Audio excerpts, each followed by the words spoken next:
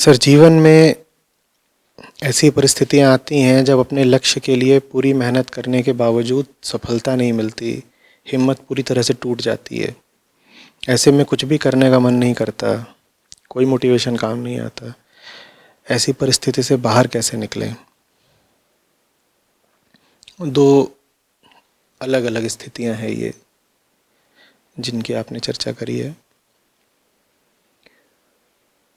एक तो बात ये हो सकती है कि जो आपने लक्ष्य उठाया है, जिस काम में असफलता मिली है, वो काम ही ऐसा नहीं था कि उसमें आपको सफलता भी मिल जाती तो आप पर वास्तव में कोई बड़ा फर्क पड़ जाता। और दूसरा ये हो सकता है कि आपने जो काम उठाया है वो काम वाकई बहुत कीमती, बहुत ऊंचे दर्जे का था। तो सवाल सफलता असफलता को और निराशा को लेकर के है। मैं इस सवाल को थोड़ा पीछे ले जा रहा हूँ। मैं यहाँ पर ले जा रहा हूँ कि किस काम में मिली है सफलता या असफलता। मेरे समझ से वो प्रश्न ज़्यादा ज़रूरी है पूछना। सफल हुए असफल हुए ये थोड़ा बाद की बात है। ज़्यादा पहले की बात यह है कि किस काम में सफल हुए या असफल हुए। तो कौन सा काम चुना था और कैसे चुना था, इस पर गौर करो। पूछो अपने आप से, तुम्हें कैसे पता कि तुम जिस काम में लगे थे, जिस लक्ष्य के पीछे लगे थे, वो करने लायक था ही? ये तुम्हें कैसे पता? क्योंकि अगर करने लायक होता है कोई काम तो इंसान उसको छोड़ नहीं सकता,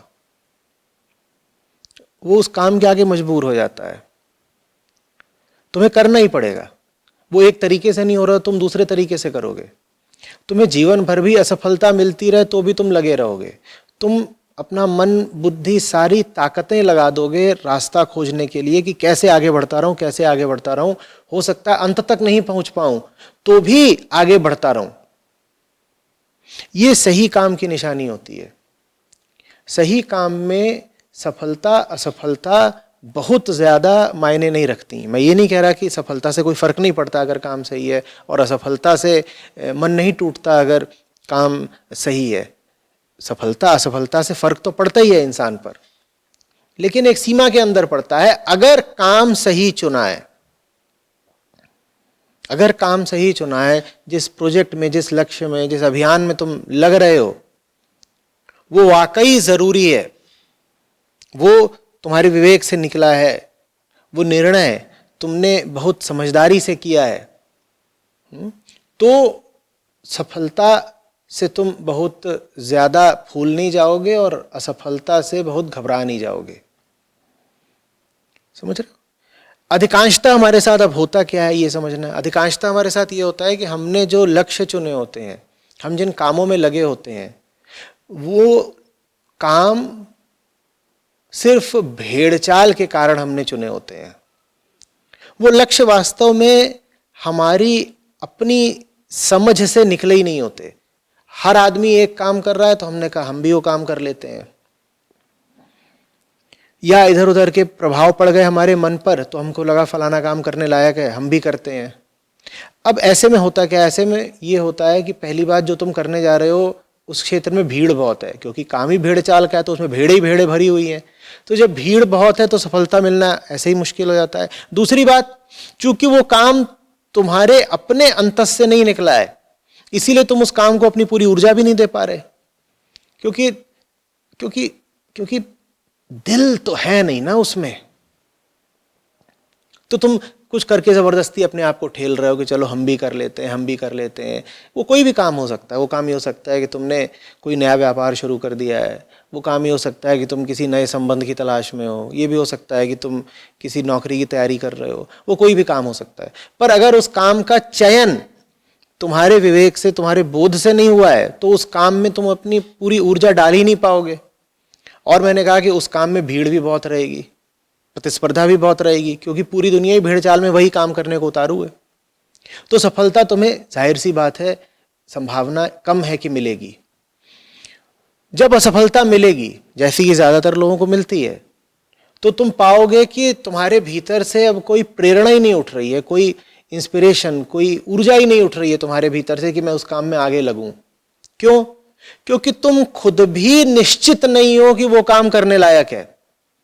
फिर तुम इधर उधर का जाकर के कहीं से मोटिवेशन इकट्ठा करते हो, कोई तुमने मोटिवेटिंग किताब पढ़ ली या तुमने किसी स्पीकर को सुन लिया। इन तरीकों से तुम अपने आप को धक्का देने की कोशिश करते हो, बिल्कुल ठंडे पड़ रहे हो, बाहरी आग जलाकर किसी तरीके से अपने आप को थोड़ा गर्म करने की कोशिश करते हो, सोचते हो चलो अब ये काम कर ही लें।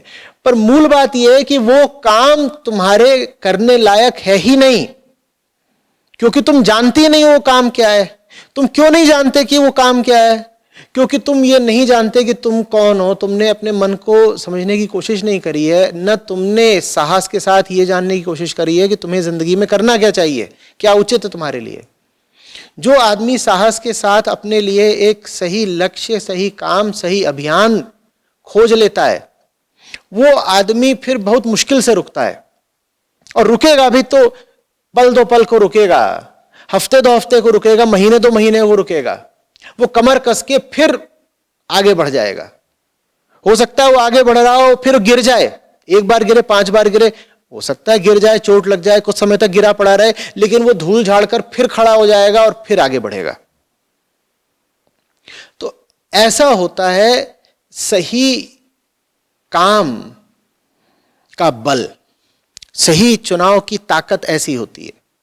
सही चुनाव करो ना, उसके बाद ये नहीं होगा कि अरे अगर हार गए तो क्या होगा। उसके बाद एक तरह की निर्विकल्पता आ जाती है, चॉइसलेसनेस। तुम कहते हो हार भी गए तो हो क्या जाएगा, काम तो यही करना है, अब सफलता मिले कि असफलता मिले, लगे तो इसी में रहना है।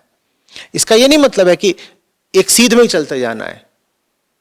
इसका ये मतलब है कि अगर सीध में चल के काम नहीं हो रहा तो थोड़ा सा बाएं मुड़ करके काम कर लेंगे, नीचे से कर लेंगे, ऊपर जाकर के कर लेंगे, कुछ और तरीके से कर लेंगे, पर मोटे तौर पर ये निश्चित हो चुका है काम तो यही करना है।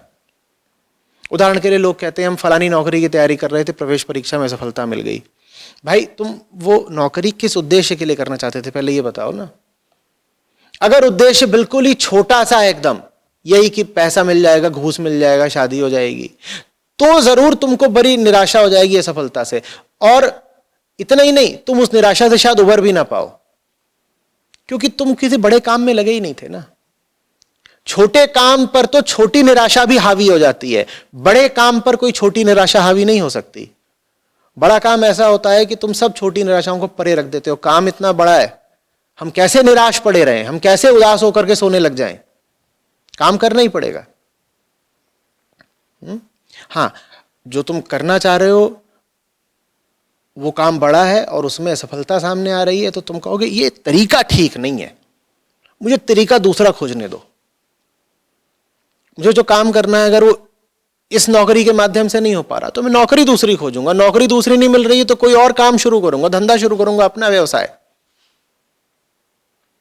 फिर मैं ये थोड़ी कहूंगा कि अरे अरे अरे मैंने 4 बार एक ही तरीके से एक काम करके कोशिश कर देख ली, या एक प्रवेश परीक्षा देने की कोशिश करके देख ली, या मैं जिंदगी में जो भी काम करता हूँ, मैं वैज्ञानिक हूँ, मैं इन्वेंटर हूँ, मैं कुछ भी हो सकता हूँ, मैं खिलाड़ी हो सकता हूँ, मैं राजनेता हो सकता हूँ, कोई भी हो सकता हूँ। सबके सामने भाई चुनौतियाँ होती हैं, सबको सफलता असफलता मिलती है। उस सफलता असफलता के प्रति तुम्हारा रवैया क्या होगा वो निर्धारित इसी बात से होता है कि तुमने जो काम चुना है वो बिल्कुल तुम्हारे केंद्र से, तुम्हारे कोर से निकल रहा है या नहीं निकल रहा है। अगर वो काम तुम्हारे केंद्र से निकल रहा है तो कोई असफलता तुमको हरा नहीं सकती। और दुख की बात यह है कि जो काम तुम जिंदगी में कर रहे हो अगर वो तुम्हारे केंद्र से नहीं निकल रहा है तो कोई भी सफलता तुम्हें कुछ दे नहीं सकती। तुम हो जाओ जितना सफल होना है तुम्हें, तुम्हारा मन फिर भी सूखा सूखा रहेगा, जीवन रूखा रूखा रहेगा, कोई फायदा है ऐसे। तो बेहतर यह है कि भेड़ चाल में मत चलो, दुनिया का मुंह मत देखो, ये मत देखो कि सब लोग क्या कर रहे हैं, किस दिशा जा रहे हैं।